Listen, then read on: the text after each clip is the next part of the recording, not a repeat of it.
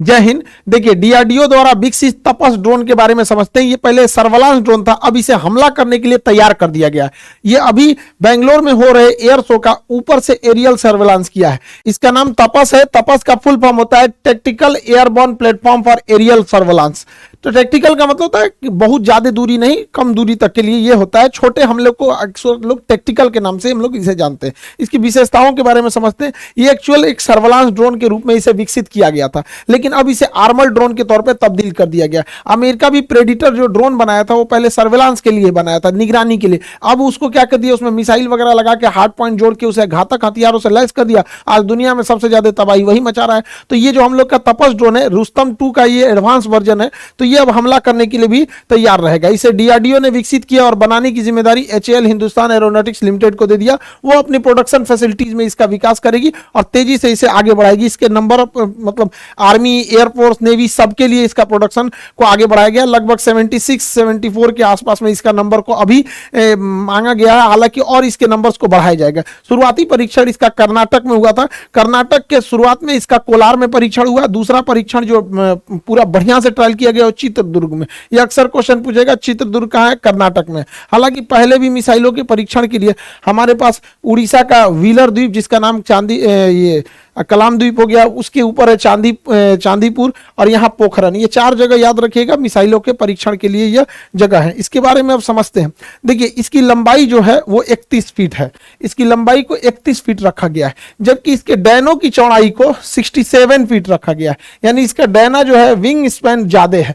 जितना ज्यादा wing span रहेगा वो हवा में उतना ज्यादा स्टेबल रहेगा। वो कोई भी चीज स्टेबिलिटी उसकी बढ़ जाती है। इसमें टर्बोप्रॉप टाइप के इंजन लगे गए हैं, जिसके फैन बाहर होते हैं। टर्बोप्रॉप इंजन के फैन क्या होगा? बाहर रहेंगे। इसमें 3 ब्लेड दिए गए हैं घूमने के लिए, जबकि तुर्की का जो TB2 ड्रोन था उसमें 2 ही विंग्स थे, 2 ही फैन है घूमने के लिए। इसमें 3 फैन है। जो तुर्की ने पूरी दुनिया में हल्ला कर दिया कि उसी का ड्रोन सबसे बढ़िया है, उसका जो ड्रोन है उसमें 2 ही विंग लगे हुए हैं। हम लोग का जो ड्रोन है उसका जो इंजन है वो ज्यादा पावरफुल है। वो 3 टर्बोप्रॉप ब्लेड है, उसमें 130 किलोवाट ये जनरेट करेगा, इतना इसका पावर है। जबकि तुर्की का जो TB2 ड्रोन था वो 75 किलोवाट ही जनरेट करता था। ये तुर्की का यही ड्रोन है जो अजरबैजान की लड़ाई में पूरी तरह से तख्ता पलट कर दिया था, या ये यूक्रेन की सेना का पूरा मदद किया था, यही TB2 ड्रोन। इस ड्रोन की जो सर्विस सीलिंग है, जब ऊंचाई होती है उसे सर्विस सीलिंग टेक्निकल भाषा में बोला जाता है, 35,000 फीट है। 35,000 फीट पे कमर्शियल जहाज उड़ते हैं। इसका मतलब ये जहाज की हाइट पे उड़ेगा, छोटे मोटे चीज नीचे से पकड़ भी नहीं पाएंगे। यहाँ पे इंडोरेंस जो है इसमें कितने देर तक उड़ सकता है, ये तो 18 घंटे की इसकी इंडोरेंस क्षमता है। रेंज जो है ये 1000 किलोमीटर तक जाकर हमला कर सकता है। यहाँ पे इसकी रफ्तार 350 किलोमीटर प्रति घंटा बताई गई है यहाँ पे। अभी इसकी रफ्तार, इंजन और स्मूथ होंगे। इसके खाली वजन, केवल मतलब जो जहाज का वजन है, इस ड्रोन इस ड्रोन का अकेले वजन 1800 केजी है, लेकिन यह ले जा सकता है 350 केजी का पेलोड। यहीं से इसकी एडवांसमेंट चालू होती है कि 350 केजी के हथियार को यह ले जा सकता है। जबकि तुर्की का जो TB2 ड्रोन था वो महज 150 केजी के ही वजन को ले जा सकता था। 150 केजी में वो 2 से 3 मिसाइलें ही ले जा सकता था, जिस वजह से उसे बार बार वापस आना पड़ता था।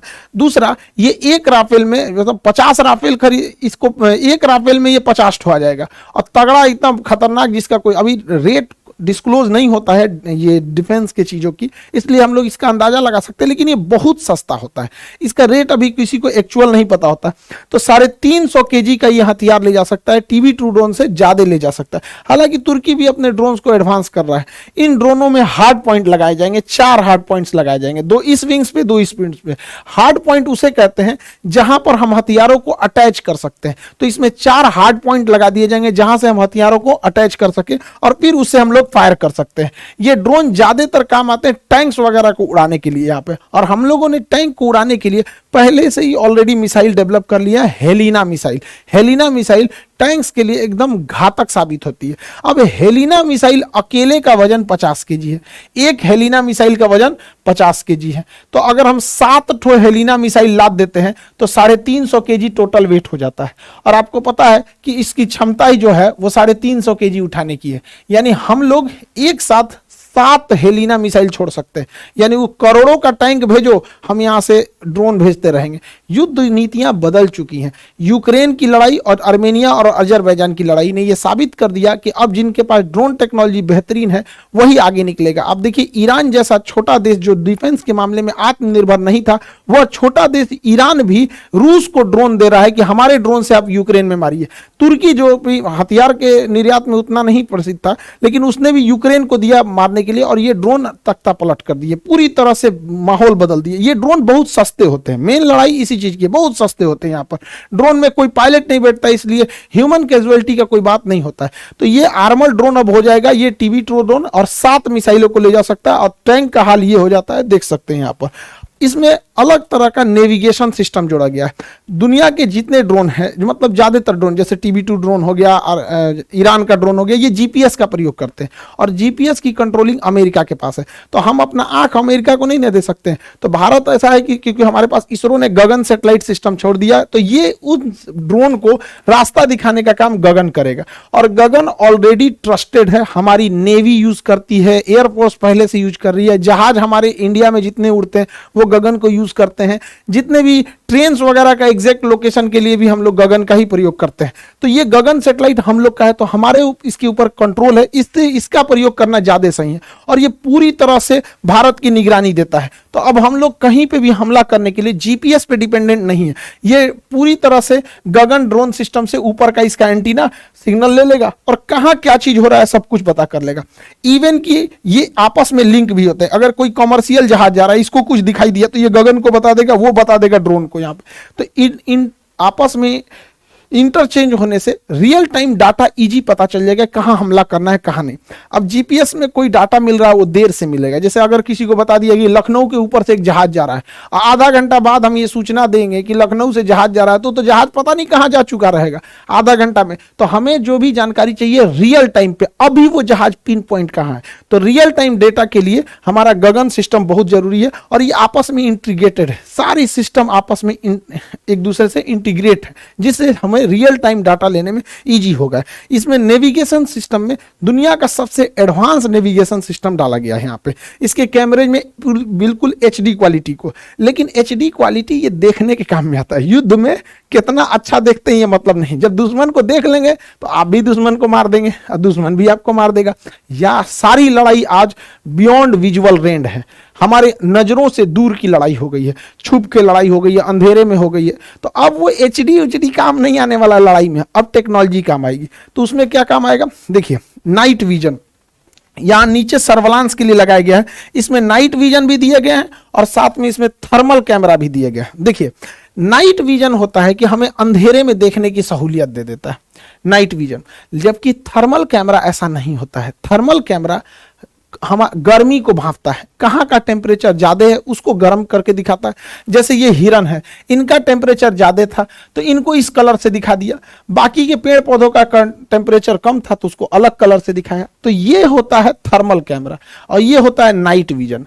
अमूमन ऐसा लगता है कि जब नाइट विजन कैमरा ही है तो थर्मल की जरूरत क्या है। देखिए नाइट विजन से अच्छा थर्मल होता है। रीजन क्या है, अगर इन हिरन को ऊपर एगो तिरपाल ओढ़ा देते हैं या चादर से ढक देते हैं, या हिरन के जगह अगर फौजी रहते हैं ढक लेते हैं अपने आप को, तो नाइट विजन उसे नहीं देख पाएगा कि इसके अंदर आदमी है।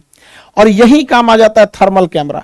अगर आप इनके ऊपर चादर से ढक भी देते हैं तो इनके बदन की गर्मी थोड़ी ना खत्म हो जाएगी, तो ये गर्मी को पहचानता है। इसलिए थर्मल कैमरा ज्यादा अच्छा होता है ये क्या नाम है डिफेंस के मामले में नाइट विजन से। लेकिन कब किसकी जरूरत पड़ रही है, तो नाइट विजन में भी देख लेगा, दिख रहा है, थर्मल में भी देख रहा है, एकदम एक्यूरेट पता चल जाएगा। तो ये दोनों सिस्टम इसमें लगा के दिया गया है हमारे तपस ड्रोन में। निगरानी इसके जो नेविगेशन सिस्टम है ये बहुत बेहतरीन है।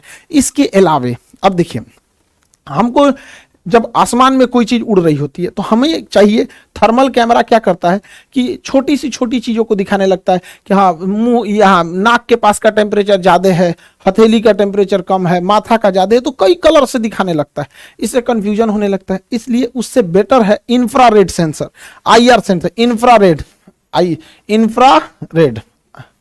इंफ्रारेड सिस्टम में क्या होता है, इसमें कंप्यूटर में सेव कर दिया जाता है कि ज्यादा टेम्परेचर को दिखाना है, बाकी को काला कर देना है। तो अगर इसमें सेट कर देंगे कि 400 डिग्री सेल्सियस को दिखाना है, तो देखिए कोई भी जहाज चलेगा तो उसका इंजन 400 डिग्री सेल्सियस होता है। या इसमें सेट कर दीजिए इसके सिस्टम में कि 200 डिग्री सेल्सियस से टेम्परेचर ज्यादा रहेगा तो ही स्क्रीन पे दिखाना, अदरवाइज में मत दिखाना।